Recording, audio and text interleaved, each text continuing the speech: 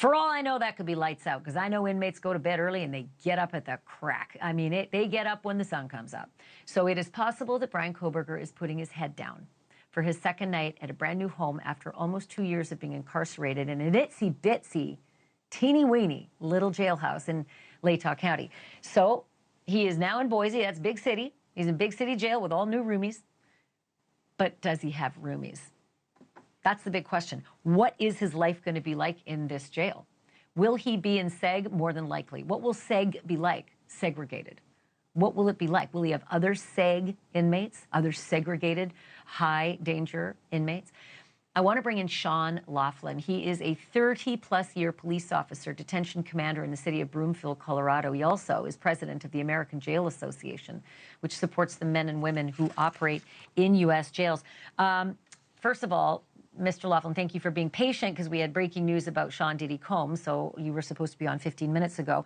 I do want to ask you what you know about the Ada County Jail and what Bryan Kohberger's every minute has been like since he arrived yesterday. Thank you, Ashley. It's a pleasure being with you tonight. I do know about that facility. I have been there before, not down in the secure part, but I have been there for meetings. It's a well-run facility. It's the largest facility in the state of Idaho as far as the jails go, not aside from the prison structure. But I suspect that Mr. Kohberger, his first night is very much akin to standing outside of a candy store and knowing you're never going to be able to go inside. He probably believes that he's going to have a more enjoyable stay there. But the simple fact is, given his charges and his notoriety, international notoriety, he just is never, ever going to see most of that facility because of the points that you just made about his segregation status. Super interesting, because when we played this video just before the news about Shawn Combs being arrested broke, it looked like, wow, maybe he'll have a job in the kitchen, or maybe he'll have a job in the laundry, and won't it be exciting to be able to walk more than 30 feet? Because Latah is tiny, right? And then I realized probably not. There's no hope for him to be in general pop, right? Like, if he were in general population, what would happen? Yeah, so you're correct. He would never make it to general population. Again, this is a well-run facility with a very good reputation. They utilize what's called a classification system, right? So they're going to look at his criminality, his criminal past, his education, his background, any institutional violence or history, and they're going to make a points assessment on him. And I can guarantee you tonight, he will score at the highest possible level on their scale, which means that he'll be immediately administratively segregated and secured off from the rest of the general population of the facility. He's not going to be joining the jail basketball team anytime soon. That's what I figured. But to be clear, if he weren't one of these segregated inmates, he'd have all sorts of like new recreation opportunities and educational programs, like anger management classes, wow, and visitation.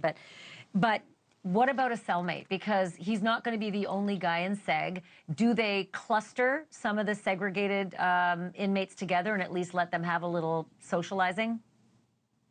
Yeah, each facility is going to be a little different, but I suspect just based on the notoriety alone, aside from his criminal charges, but the fact that if you go back and look at the interviews that he had given previously and his initial arrest, there's a certain notoriety or a certain arrogance about him and his allegations that from a safety standpoint, for his own safety, he's not going to have any personal access with any other inmates. He could be clustered in a housing area with other similarly classified inmates, but they're not going to be sitting down playing cards together like some of these video runs show. They're not going to be playing basketball together. He's not going to be in a classroom, and all those privileges and those recreations that you just spoke about. He's just not going to be able to qualify for any of those because it's just too much of a risk to his own safety and to a disruption in the facility.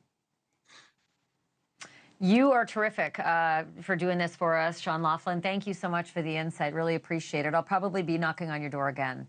Thanks for watching. Go to joinnn.com to find NewsNation on your screen. And don't forget to click the red subscribe button below to get more of NewsNation's fact-driven, unbiased coverage.